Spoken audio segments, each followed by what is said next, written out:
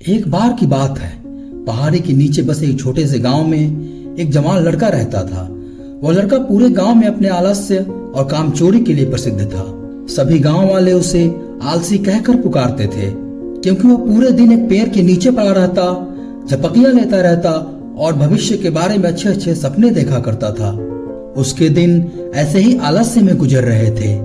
लेकिन एक दिन उस गांव में एक बौद्ध भिक्षु पधारे, जो कि अगले 3 दिनों तक उसी गांव में ठहरने वाले थे। बौद्ध भिक्षु दिन भर गांव में ही भिक्षा मांगते, दिन भर लोगों को उपदेश देते और रात्रि में गांव से बाहर बने बौद्ध मठ में विश्राम करते थे। बौद्ध भिक्षु जब भी भिक्षाटन के लिए जाते और भिक्षा लेकर वापस लौटते, तो वह हर बार उस जवान लड़के को उसी पेड़ के नीचे लेटा हुआ पाते। बौद्ध भिक्षु 2 दिनों तक यह सब देखते रहे और वह समझ गए कि लड़का मानसिक आलस्य का गुलाम है। तीसरे दिन जब बौद्ध भिक्षु भिक्षा लेकर वापस लौट रहे थे, तो वह उस लड़के के पास गए, जो अब भी वह उस पेड़ के नीचे लेटा हुआ था। उन्होंने उस लड़के से कहा, बेटा, मेरे पास तुम्हारे लिए एक काम है। मैं चाहता हूं कि तुम उस पहाड़ी के चोटी तक जाओ और वहां से मेरे लिए एक पंख लेकर आओ। लड़के ने लेटे लेटे ही अपना सिर पहाड़ी की तरफ घुमाया और उसके सबसे ऊंची चोटी तक अपनी नजरें दौड़ाई, और उसके बाद उसने बौद्ध भिक्षु की तरफ देखा और उपहास उड़ाते हुए कहा, यह असंभव है। मैं उस पहाड़ी के शिखर तक नहीं जा सकता। मैं बहुत आलसी हूँ। बौद्ध भिक्षु ने मुस्कुराते हुए कहा, लेकिन मुझे जिस पंख की तलाश है वह इस पहाड़ी के शिखर पर भी नहीं मिलेगा। वह तो इस पहाड़ी के दूसरी तरफ एक गुफा के अंदर मिलेगा, जिसके लिए इस पहाड़ी के शिखर पर चढ़कर दूसरी तरफ नीचे उतरना होगा। लेकिन वह कोई साधारण पंख नहीं है। ऐसा पंख तुमने आज तक नहीं देखा होगा। वह एक बहुत ही दुर्लभ और सुंदर पंख है, जो अपनी रोशनी बिखेरता है। बौद्ध भिक्षु के इन बातों को सुनकर उस लड़के के अंदर उत्सुकता जागी।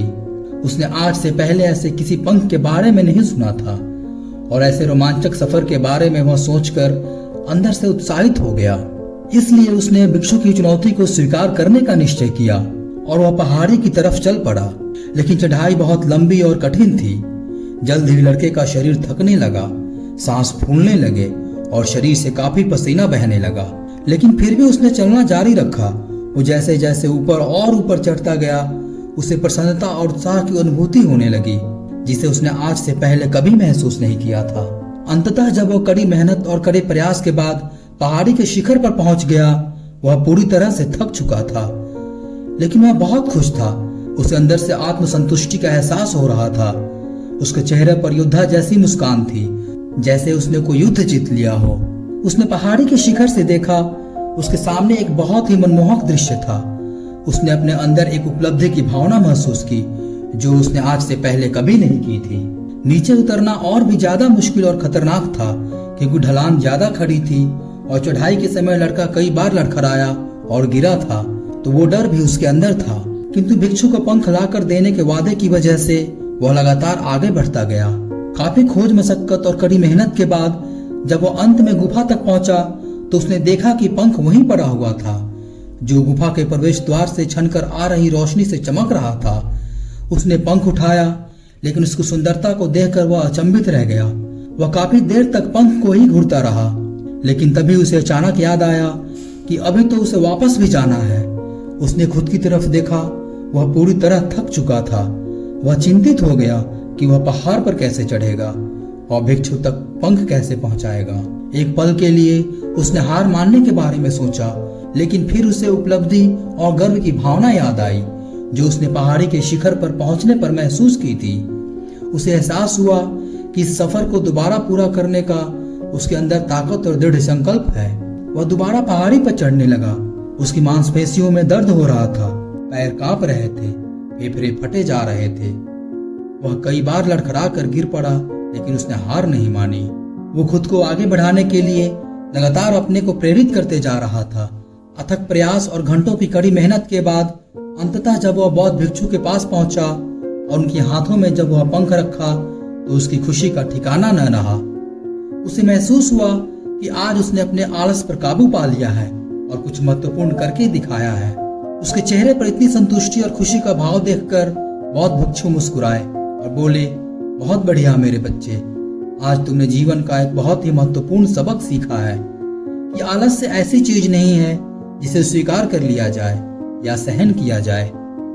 आलस्य पर काबू पाना एक चुनौती है, यह एक बाधा है जिसे पार करना ही होगा। और आलस को खत्म करने के लिए तुम्हें अपना पहला कदम उठाना ही पड़ेगा, अपने लक्ष्य की ओर चलना ही पड़ेगा। और तब तक चलना पड़ेगा जब तक तुम अपने मंजिल को हासिल नहीं कर लेते हो। लड़के ने भिक्षु के शब्दों की गहराई और उसके महत्व को समझते हुए अपना सिर हाँ में हिला दिया। आज उसे एहसास हुआ कि वह हमेशा से ही बड़े और महान चीजों को करने में सक्षम था, लेकिन उसके आलस्य ने उसे रोक रखा था। अब वह जानता था कि उसके पास अपने रास्ते में आने वाली किसी भी बाधा को दूर करने की ताकत और दृढ़ संकल्प है। इसके बाद बौद्ध भिक्षु ने उस लड़के को आशीर्वाद दिया और उस गांव से चले गए। इस कहानी से सीखने वाली बात यह है कि जब हम असंभव लगने पर भी अपने लक्ष्य को प्राप्त करने के लिए खुद को आगे बढ़ाते हैं, तब हम अपने भीतर एक ऐसी ताकत और दृढ़ संकल्प की खोज करते हैं जिसके बारे में हम पहले कभी नहीं जानते थे। आलस्य पर काबू पाने के लिए हमें खुद को चुनौती देनी चाहिए और बड़े और महत्वाकांक्षी लक्ष्य बनाना चाहिए। फिर चाहे वो लक्ष्य कितने भी मुश्किल क्यों ना हो, हमें लगातार अपने शारीरिक और मानसिक सीमाओं से उसे परे ढकेलते रहना चाहिए और असफलता और बाधाओं का सामना करने के लिए भी अंदर से मजबूत बने रहना चाहिए। हमें अपने लिए एक नियम बनाकर और उस पर टिके रहकर अपनी दैनिक आदतों और दिनचर्या में अनुशासन और निरंतरता भी विकसित करनी चाहिए। हम कुछ ऐसी आदतें बना सकते हैं जो हमें मन ना लगने पर भी ध्यान केंद्रित करने और क्रियाशील बनने में मदद करती है। एक और महत्वपूर्ण बात, आलस पर काबू पाने का मतलब विकास की मानसिकता विकसित करनी है। इसका मतलब चुनौतियों और असफलताओं को विकास और सीखने के अवसरों के रूप में देखना, ना कि हार के कारणों के रूप में देखना। विकास की मानसिकता को अपनाकर हम असफलता के बारे में अपनी सोच को नया रूप दे सकते हैं और इसका अपने सुधार व सीखने के लिए उपयोग कर सकते हैं। और अंत में हमें अपने आलस्य पर काबू पाने के लिए अपने आराम को छोड़कर जीवन की चुनौतियों और अवसरों को स्वीकार करना ही पड़ेगा।